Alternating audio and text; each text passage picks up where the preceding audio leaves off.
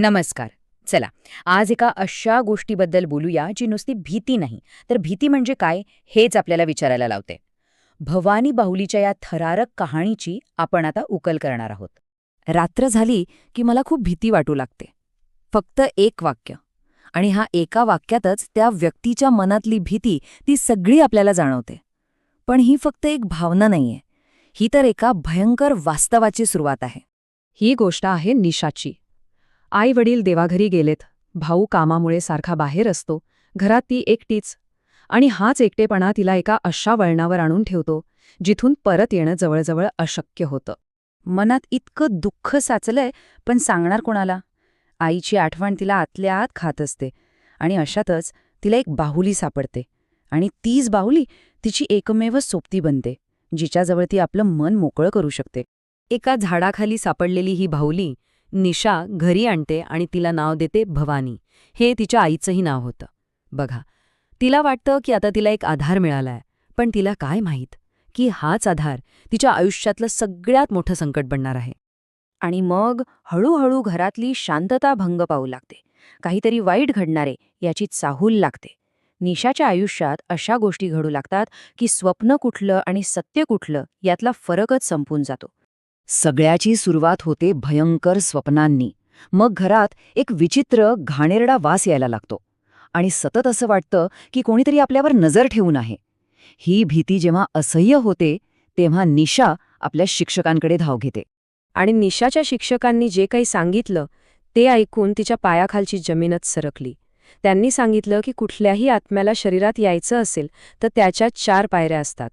पहिली, स्वतःच्याच खोलीचं स्वप्न पडणं. दुसरी, त्यात एक सावली दिसणं. तिसरी, शरीर लुळं पडणं. आणि चौथी, छातीवर कोणीतरी दाबल्यासारखं वाटणं. निशासाठी हे फक्त ऐकणं नव्हतं, तर तिच्यासोबत जे घडत होतं तेच हे होतं. आतापर्यंत जे फक्त एक सावली होती, एक भास होता, ते आता समोर येऊ लागतं. आता हा भीतीचा खेळ राहिलेला नाहीये, तर एका अदृश्य शक्तीचा एक भयंकर डाव सुरू झालाय. एका रात्री निशाच्या डोळ्यासमोर तिचंच रूप उभं राहतं. भीतीनं थरथर कापत ती विचारते, "तू कोण आहेस?" आणि ह्या एका प्रश्नाचं उत्तर ह्या कथेतलं सगळ्यात मोठं आणि भयान रहस्य उलगडतं. ती समोरची आकृती स्वतःला मोनिका म्हणवते, आणि इथून सुरू होतो 2 जगांमधला संघर्ष. एका बाजूला आहे निशा, जिवंत पण एकटी, जिला फक्त सोबत हवीये. आणि दुसऱ्या बाजूला आहे मोनिका, मृत पण उपस्थित, जिला निशाचं शरीर हवंय. एकाला हवीये मैत्री आणि दुसरीला हवाय ताबा. मोनिकाचे पुढचे शब्द निशाच्या काळजाचा ठोका चुकवतात. ती म्हणते, "मला तुझ्या शरीरात जागा हवी आहे." आता ही भीती फक्त घरात आत्मा असण्यापुरती नाहीये, हा तर थेट तिच्या अस्तित्वावरच हल्ला आहे.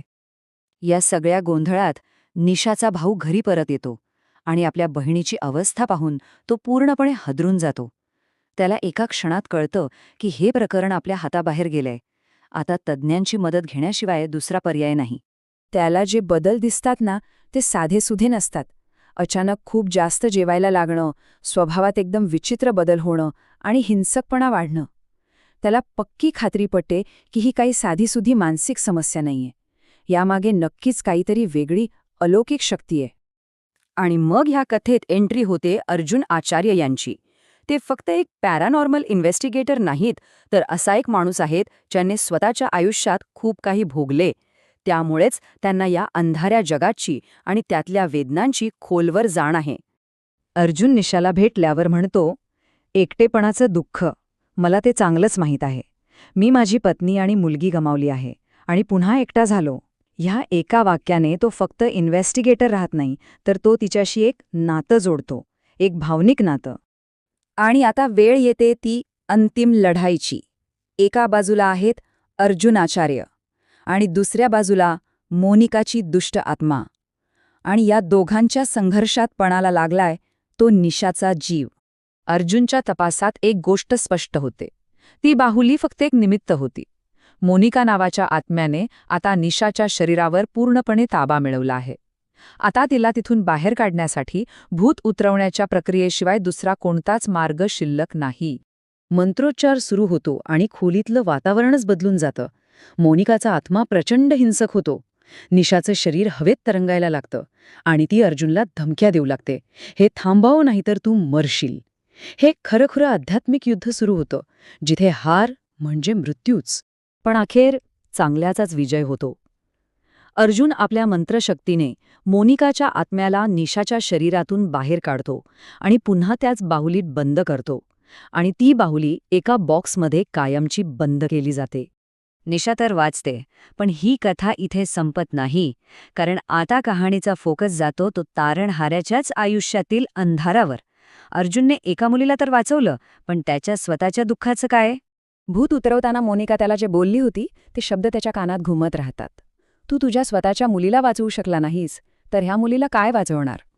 यावरून कळतं की त्याच्या या लढाईमागे एक खूप मोठी वैयक्तिक वेदना दडलेली आहे. तर कथेचा शेवट असा होतो की निशा सुरक्षित आहे, आत्मा बंदिस्त आहे, पण तिचा तारणहार अर्जुन, तो मात्र स्वतःच्या भूतकाळातील त्या भयानक आठवणींमध्येच अडकून राहतो. त्याने एका मुलीला वाचवलं खरं, पण तो स्वतःच्या मुलीला वाचवू शकला नव्हता, हे शल्य त्याला कायम टोचत राहतं. आणि शेवटी एक प्रश्न तसाच मागे उरतो. निशाचा आत्मा तर वाचला, पण इतरांच्या आत्म्यांना वाचवणारा अर्जुन आपल्या स्वतःच्या मुलीच्या आत्म्याला कधी शांती देऊ शकेल का? हा प्रश्न आपल्याला विचार करायला भाग पाडतो की काही जखमा त्या खरंच कधीच भरून येत नाहीत.